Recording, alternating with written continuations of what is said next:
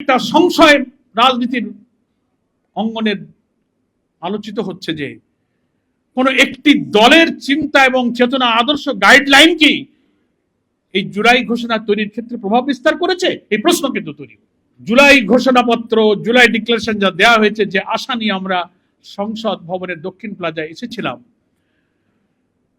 আমাদের সেই আশা শতভাগ পূর্ণ হয়নি। একটা অসম্পূর্ণ বিবৃতির মতো পাঠ করা হয়েছে এবং এটাকে আমরা বলেছিলাম আমাদের দেশের সংবিধানের প্রিএম্বলে প্রস্তাবনাতে অংশ দিতে, স্থান দিতে, অন্তর্ভুক্ত করতে। প্রস্তাবনাতে চিফ অ্যাডভাইজার সাহেব যেটা উল্লেখ করেছেন, তিনি বলেছেন যে এটা আগামী নতুন সরকার আসবে 2 বছর পর, সরকার আসার 2 বছর পরে সংবিধানের একটা তফসিলে অন্তর্ভুক্ত হবে। এটাকে খুব হালকা করে দেখা হয়েছে। ফলে জুলাই অভ্যুত্থানে আমাদের ছাত্র শিক্ষকদের, জনতার অবদানটাই যে সনদের মধ্যে, যে ডিক্লারেশনে স্বীকৃতি দেওয়া হয়নি। আমরা বলি এই সরকার হচ্ছে গণ আকাঙ্ক্ষার সরকার। জনগণ সে আকাঙ্ক্ষা পূরণের জন্য এই সরকারকে আমরাই এনেছি। উনি ইচ্ছা করে আসেননি, এটার জন্য আমরা ওনাকে থ্যাঙ্কস জানিয়েছি। কিন্তু আপনার তো উচিত ছিল, যারা এই ড্রাফটটা করে দিয়েছে,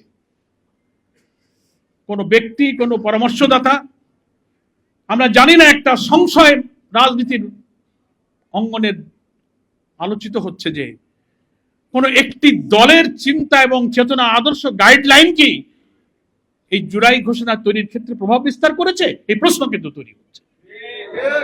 মানে একটা অংশকে বাদ দিয়ে, বিশাল জনগোষ্ঠীর অবদানকে অস্বীকার করে, এরপরে আমরা তো এই জুলাই ডিক্লারেশনের জন্য আমরাও আমাদের পক্ষ থেকে কিন্তু অনেক প্রস্তাব দিয়েছি, রিটার্ন দিয়েছি, যে আমরা এটাকে সংশোধন করবো না, এইগুলো আপনারা ঢোকাবেন।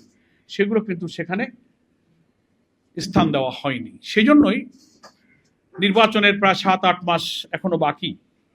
এই সময়ে যদি অন্তর্বর্তীকালীন সরকার, যে সরকারকে আমরা নিরপেক্ষ মনে করি, যার অধীনে এখনো আমরা আস্থা রাখতে চাই যে নির্বাচনটা গ্রহণযোগ্য হবে, তিনি প্রথম ঐক্যমত্যের ভিত্তিতে একটা জুলাই ডিক্লারেশন দিতে গিয়ে যদি জাতির একটা বড় অংশের আশা, আকাঙ্ক্ষা, আবেগ, চাহিদা, প্রত্যাশাকে স্থান দিতে না পারেন, সামনের দিনগুলোতে তার কাছে আমরা কতটা প্রত্যাশা করব, এটাই কিন্তু এখন আমাদেরকে ভাবিয়ে তুলছে।